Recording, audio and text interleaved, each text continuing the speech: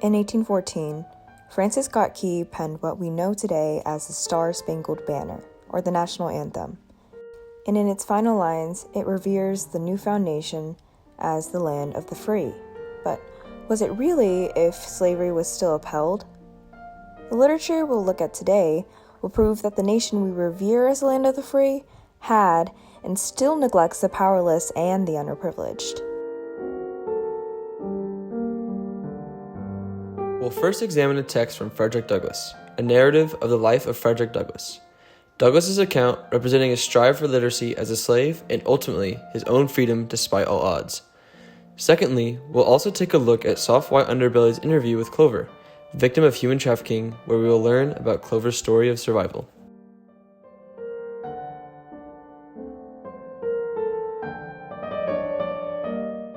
If you teach that nigger, speaking of myself, how to read, there would be no keeping him.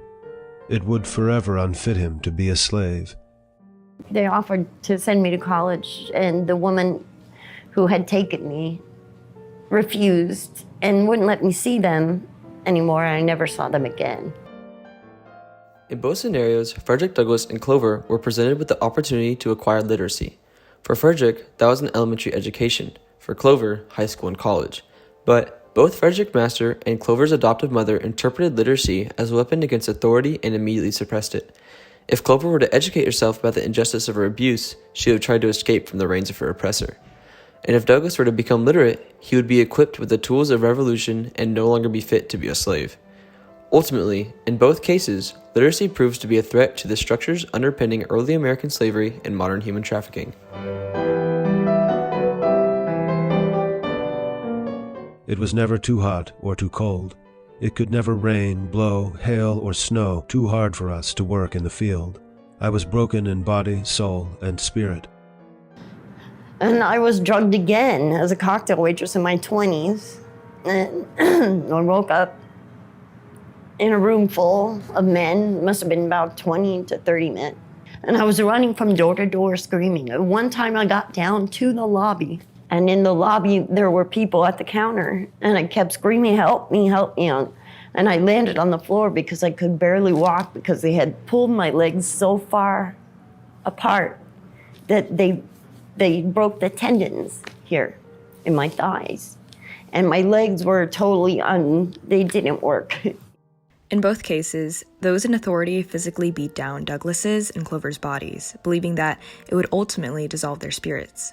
With Clover being unknowingly drugged for the entirety of her childhood and again as a young adult, she has grown accustomed to being helpless to her adversity, similar to how Douglass was helpless to his master and his brutal obligations.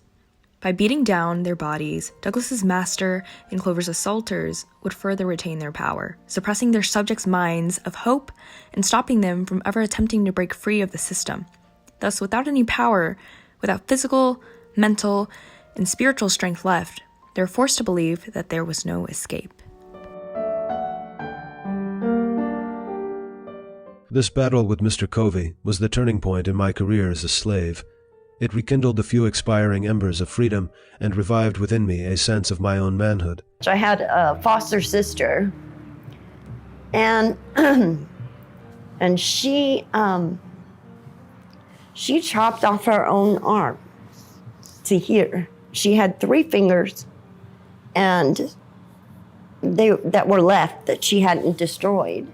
She cut off her own fingers? Yes, she did. She cut off her own arm and her own fingers at like 3 years old because she was really smart. She knew that they were trafficking her, and she mutilated her own body so that they would stop and that she wouldn't be marketable. Just as Clover's foster sister cut off her arm and fingers to make herself useless to the traffickers, Douglass risked his life in retaliation against his master in order to challenge the institution that perceived his race as marketable products. Both of them realized that to escape the dire situation that lay ahead of them, they must assert control over their own fates.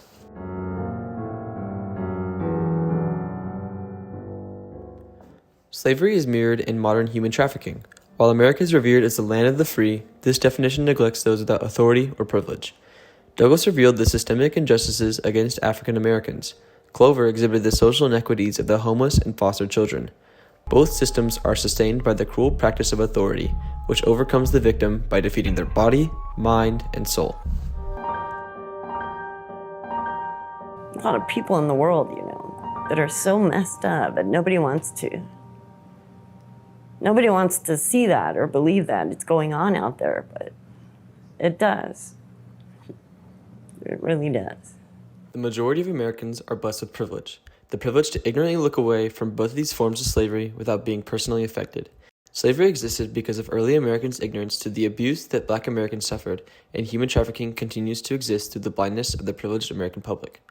Therefore, the problems illustrated through American literature, like Douglas's narrative and Clover's interview, are a product of Americans' collective ignorance. This isn't the land of the free. It's only free if we choose to blindly believe it.